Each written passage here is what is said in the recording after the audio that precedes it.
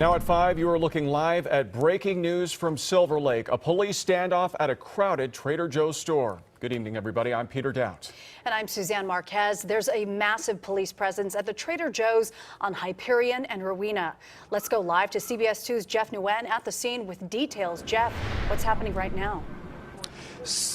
Suzanne and Peter, what we understand right now, and I just got an update from an officer here at the scene, is that this is still a hostage situation. How many hostages, we do not know, but what we do know is that there is one suspect who is linked to a series of shootings. Right now, we are right by Hyperion and on Hyperion at the Trader Joe's, and you can see that there are a lot of SWAT officers out here.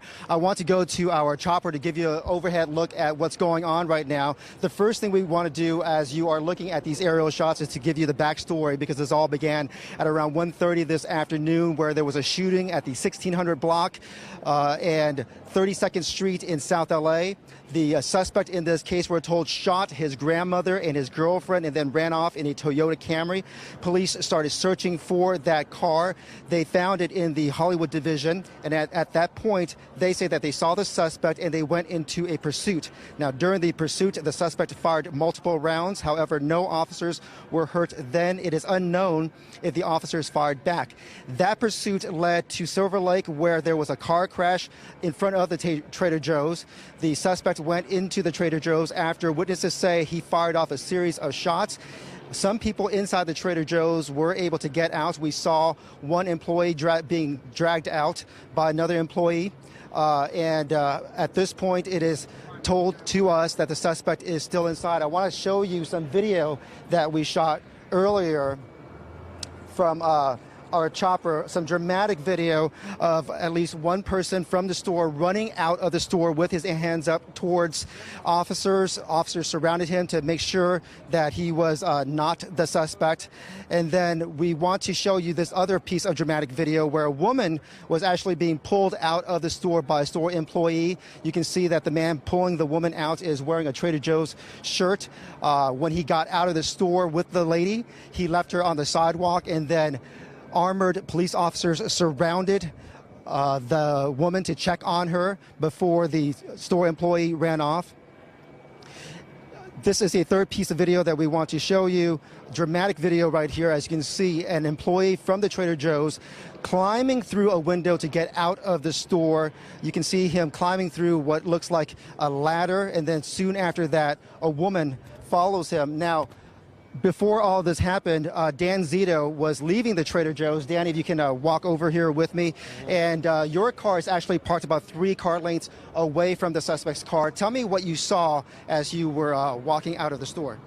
Well, I had just bought some groceries, and I was walking out of the store, and I could kind of see this car coming down. I see all these police officers chasing him, and looked like he tried to get into the parking lot. And I was missing one tire and rim on the right side, so I guess he just skidded, couldn't make it, and hit the pole, the telephone pole there.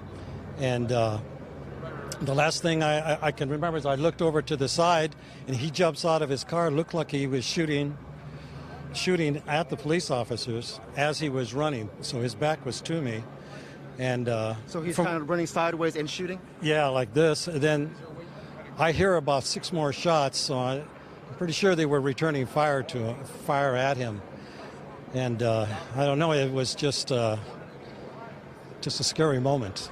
You know, as you were leaving, because you were told by police officers to get away from there for your own safety, you actually met another customer. And tell me what that customer told you. Right, and this is really staying with me. The customer said, my kids are inside. His children were still inside the store. And I couldn't help but feel for him, because he didn't know exactly what to do, to go back in and become a hostage, or let the police, do what they had to do to ratify the situation. But I felt so bad for him.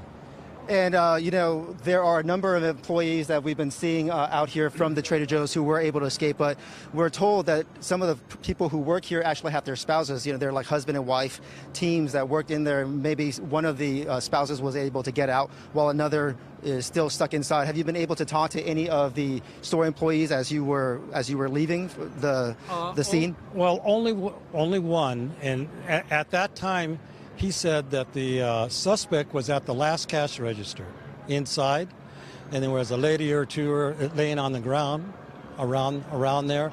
I guess he's seen that over his shoulder. I don't know, as he was leaving, but it's touch and go in there, and I feel for everybody that's in there right now. You know, as you're retelling this story, talk to me about some of the emotions that are running through you. I mean, I'm guessing you're probably, as you're saying the words, you're kind of visualizing it in your mind as well. Yes, and it's just surreal. You know, it's just a surreal thing that's happening, and my heart is beating. I can tell you that, because I mean, I'm 10 feet from all this.